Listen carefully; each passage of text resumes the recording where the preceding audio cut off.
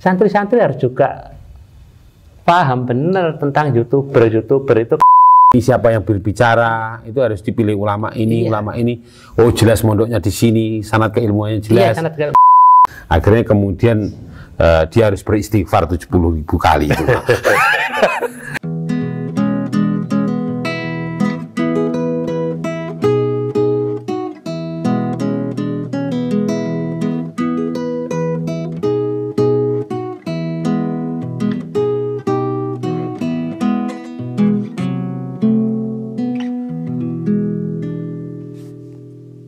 Ya, kembali lagi ke Kopi Sesuluh. Nah, dari obrolan warung kopi, akhirnya bisa masuk ke hati.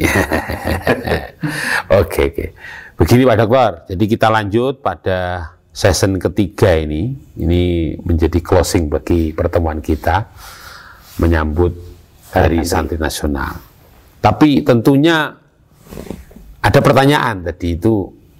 Santri di era ini, era milenial sekarang ini, kebanyakan suka ngajinya YouTube ya, wal WhatsApp ya. Jadi kitabnya Raudhatul WhatsApp. Nah itu. Terus kemudian juga majelis Facebook ya. Nah, ini kira-kira menurut pertanyaannya yang saya dengar tadi, kira-kira apakah juga termasuk santri? Ya, baik. Seperti ini. Seperti yang kita ngomong-ngomong di awal, definisi santri itu kan memang sangat beragam. Tapi tadi saya ngambil pengertian yaitu orang yang sedang belajar agama Islam. Ya. Ada perkembangan dulu memang masyarakat yang belum teknologinya maju itu belajarnya face to face, ketemu gini. Yeah. Tapi ketika teknologi itu berkembang, kemudian belajar itu menggunakan media, kan gitu ya. Pertanyaannya apakah kemudian itu termasuk santri? Kalau mengacu pada pengertian awal ya tetap santri.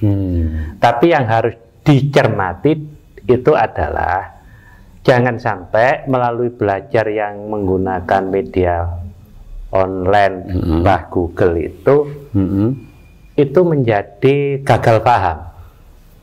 Mengapa gagal paham? Karena mengambilnya sepotong-potong. Kalau bisa, kalau belajar seperti itu ya sanatnya jelas, kemudian yang bicara itu juga memiliki kapasitas yang jelas, dan kemudian jangan diputus saja. Diputus itu pengertiannya ini. Sampai tuntas ya. Cuma seberapa jam ditinggal. Karena nanti itu tidak akan memiliki satu pengertian yang utuh. Saya itu memang sering kok dengar Nasoihul Ibad, tapi harus tuntas satu bahasan itu. Itu biar satu. Tidak salah paham. Salah paham. Kecuali kalau nggak punya kuota. Habis kuotanya jangan ngaji gitu. Ya. Dari wifi aja. Ya, itu contoh. Dan tetap santri. Karena tadi eranya sudah seperti itu, dan santri-santri harus juga paham benar tentang YouTuber itu karena apa? Agar tidak dikuasai oleh orang yang bukan santri. Bukan pada spesialisasinya lah. Iya, itu nanti repot itu. Repot, ya. Jadi harus memilih ya gurunya, atau ini siapa yang berbicara itu harus dipilih ulama ini, ulama ini. Oh jelas mondoknya di sini, sanad keilmuannya jelas. Itu baru kemudian diklik dan di subscribe, didengar ya, kata ya. Itu kalau itu ilmunya jelas tidak menyesatkan. Iya. Soalnya kan sering kali ini yang terjadi, Wah Dokter. Jadi Zoomiyah ini makhluk baru yang kemudian di pembelajaran daring ini sering dilakukan. Tapi apa yang terjadi? Banyak yang meninggalkan adab, meninggalkan akhlak. Tapi saya yakin kalau santri tidak. Kalau mahasiswa masih ada. Tapi kalau mahasantri ya itu belum saya lihat. Tapi insya Allah kalau sudah mahasantri insya Allah tidak ada ya. Kan dia mendengar, melihat, walaupun Zoom dia punya adab. Kadang-kadang kan enggak, ya cuma lihat terus ditinggal kemana begitu. Ini makanya seperti ini menurut jenengan. Ya ini kan era pandemi, kemudian terjadi satu proses belajar yang di luar kelaziman dengan menggunakan media.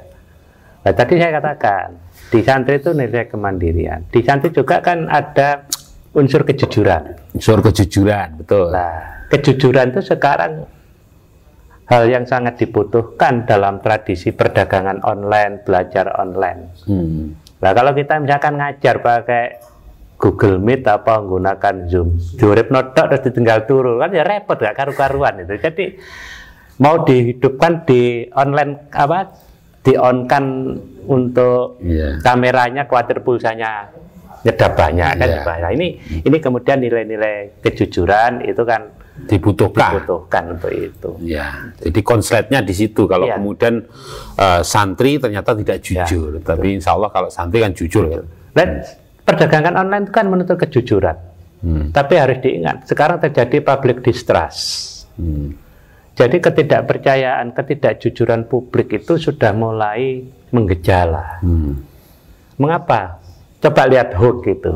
Hoax itu kan cerminan itu. Bagaimana berita-berita yang tidak jelas kemudian mengandung unsur mendiskreditkan itu disebar. Lah santri jangan sampai terjebak hal-hal yang itu. Dan insya Allah bukan santri yang nyebar-nyebar itu, karena dia tahu benar resiko ukhrawinya kan gitu kalau nyebar hal seperti itu. Tapi memang ada Pak Dokter. Jadi kemarin itu ada santri yang jujur. Santri kan punya kapasitas kejujuran. Jadi karena melakukan transaksi online dengan kejujurannya itu, dengan keluguannya itu, ternyata justru dimanfaatkan. Sehingga kemudian dia di prank ya, seperti itu. Akhirnya kemudian dia harus beristighfar 70.000 kali itu. ini kasus nyata, bukan hanya kemudian saya hanya berretorika, tidak, tapi kasus nyata bahwa santri tidak pernah tidak jujur atau suudzon kepada orang lain. Saking lugunya, saking jujurnya, ketika kemudian disuruh ngantar ini, kurir ini, kurir santri ini langsung aja.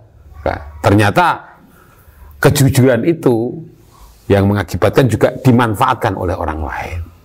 Tapi Allah tadi, karena pikirannya akhirat, ya, ini santri setelah apa kejadian seperti itu, besoknya dia mendapatkan rezeki 2 kali lipat. Ini yang jenengan katakan Pak Dokter itu benar. Jadi 300 hilang, tapi besoknya diganti 600.000. Ini apa ya seperti itu tadi ya, karena aspek ukhrawinya itu. Ya, itu yang saya katakan. Kalau dalam hukum kekekalan energi, sesuatu yang kita lempar positif, itu kan baliknya positif. Dia kan husnudzon pada orang lain. Ya kan? Nah, kehusnudzonan itu ya dibalas husnudzon dulu pada dirinya. Itu. Lah, ini loh. Nah, ini kok kekekalan energi nih. Maksud saya nggak menangkap gitu loh, Pak Dokter. Jadi Pak Dokter kalau sudah santri ini kan repot ini. Jadi kan kekekalan energi itu kayak apa? Karena memang begini, kemarin ada santri yang dia mengatakan transfer energi malahan. Jadi energi positif itu orang yang ketika dalam keadaan sakit dia bisa ditransfer energi positif itu. Ini saya jelaskan cuma hanya meminjam istilah ilmu fisika. Ilmu fisika ya. Ilmu fisika itu kan ada hukum kekekalan energi. Panas itu kekal, panas matahari itu bisa disimpan kan gitu ya. Nah, doa kita kepada orang itu juga kekal. Jadi doa yang kita sampaikan itu kan kemudian akan membalik kepada yang mendoakan kan gitu ya. Berarti kekekalan lah. Kasus yang Ustadz sampaikan, tadi, seorang yang husnudzon dagang, dia kan punya positive thinking pada orang lain, ya kan? Ya, husnudzon. Ketika positive thinking itu direspon secara tidak bagus oleh orang lain, akhirnya muncul positive thinking yang mengenai pada dirinya dari luar itu. Jadi sebenarnya berpikir positif, berpikir kejujuran itu gak ada ruginya, karena itu kekal. Ya, penting kekekalan energi. Jadi itu ternyata seperti itu, gitu deh. Iya. Ini belajar, jangan belajar fisika nanti. Iya. Santri fisika ya. Seperti halnya bola itu kalau ternyata dilemparkan ke bawah, dia akan memantul ke atas. Ya. Jadi pada waktu saya doa karena memang ya Allah barokahnya orang yang menzalimi kami, ya, maka berikanlah kami kasih sayang rezeki yang luas, kan gitu. Oh, itu dikatakan di kesimpulan, oh itu seperti doa mustajab karena doanya orang mazlum. Jadi seperti bola dilempar ke bawah naik ke atas, ngoten nggih? Iya. Jadi, tapi ini lain, tadi ini apa matahari. Jadi energi positifmu itu seiring dengan itu akhirnya kembali ke kamu. Itu caranya. Baik, ini tagline untuk 2020 di Hari Santri Nasional. Iya. Saya kok pernah membaca Santri Sehat, Indonesia Kuat. Iya. Nah, ini jenengan tersendiri Pak Dokter. Yang pertama saya melihat tagline itu diambil karena kita sekarang berada dalam situasi pandemi. Pandemi. Tetapi saya memaknai lebih dari sekedar sehat fisik. Iya. Tapi sehat pikirannya, sehat hatinya. Iya, benar. Nah, Indonesia sehat, kuat. Itu karena memang harus berlandaskan pada nilai-nilai yang disebutkan dalam tagline itu. Kemudian kita coba lihat begini. Oke lah, sekarang kita pandemi. Kalau orang itu sehat, semua sehat dan itu kita kembali ada recovery, maka ekonomi kita juga akan kembali, lapangan kerja akan buka. Sehat yang kedua pikiran, karena sekarang banyak orang yang pikirannya nggak sehat. Pikiran yang nggak sehat itu dicirikan gampang sekali untuk melakukan justifikasi negatif, penilaian negatif kepada sesuatu yang belum tentu kesalahan atau kebenarannya. Nah, untuk bisa melakukan semacam itu, maka santri itu kan sudah dibekali mekanisme bagaimana pola berpikir yang sehat di dalam membuat sebuah fenomena. Ya. Munculnya tradisi tabayun, klarifikasi. Kemudian mensikapi berbagai hal, itu kemudian juga dengan proses kehati-hatian. Kemudian analisis yang benar, baru kemudian mengambil suatu keputusan. Hari-hari ini banyak cara berpikir itu begini.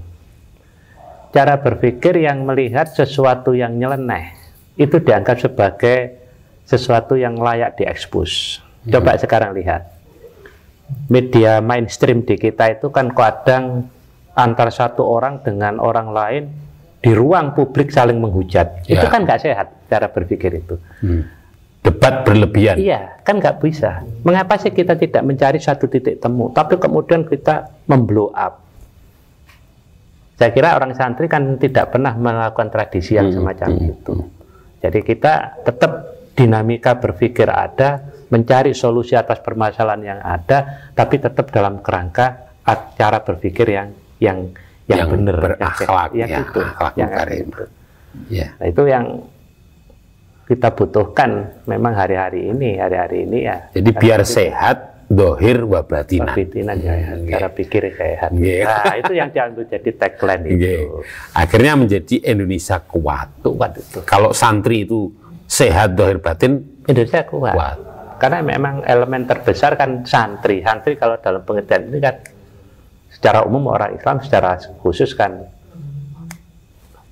dari NU kan, dari kalangan Nahdliyin itu kan. Baik Pak Dokter, mungkin barangkali ini sedikit banyak ya obrolan kita tentang santri ya. Barangkali nanti akan bisa diteruskan.